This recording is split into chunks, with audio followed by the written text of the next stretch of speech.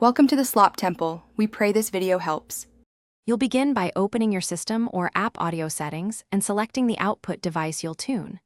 Once done, enable the equalizer or install the EQ plugin if missing. Next, load a flat or neutral preset so you start from zero coloration. This gives you a predictable reference.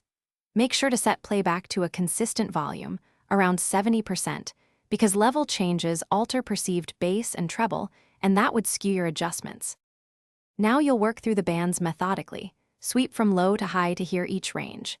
Increase or cut in small increments. Start with plus or minus 3 dB steps, because large boosts cause distortion and clipping.